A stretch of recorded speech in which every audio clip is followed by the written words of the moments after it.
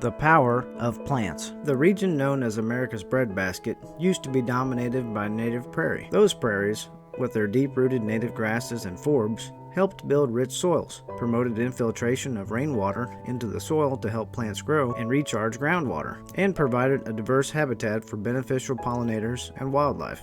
15 million acres of Missouri, or about 1/3 of the state, was once covered by native prairies. Today, less than 50,000 acres of native prairies exist in our state. Over the last 200 years, much of the region of Missouri that was historically prairie has been converted to row crop agriculture.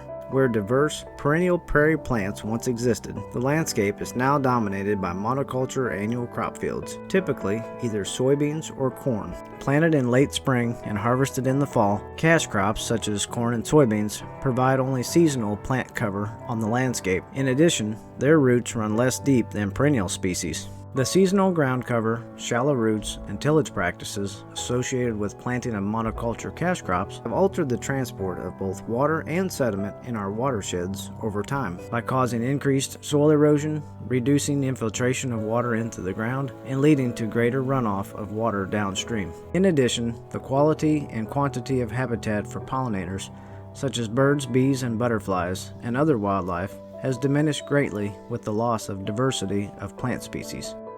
Today's agricultural producers can help restore some of the benefits and functions of native prairie systems by incorporating strips, borders, or fields of grasses and native Missouri plant species into their farming operations. Join us as we visit this Randolph County, Missouri farm where the landowner worked with the local county soil and water conservation district to install a field border around the perimeter of a crop field located in the floodplain of a tributary to Perchie Creek.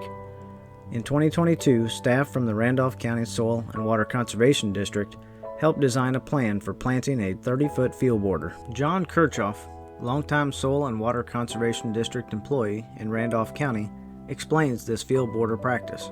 Filter strips, I think that's in the field border. I really like that practice. On that particular field out there, we had a pretty large creek on the west side, then had the bottom field, and then there was upland on the east side. And you can look at satellite imagery and you can see where there was real erosion coming from the hillside, and then there was real erosion in small gullies where the water left the field and entered the creek. Plus the creek, it would get out of its banks, so you'd have a lot of water rushing down the edge of the field. And so the field border filter strip we put out there takes care of the real erosion on the uphill side, takes care of it down next to the creek.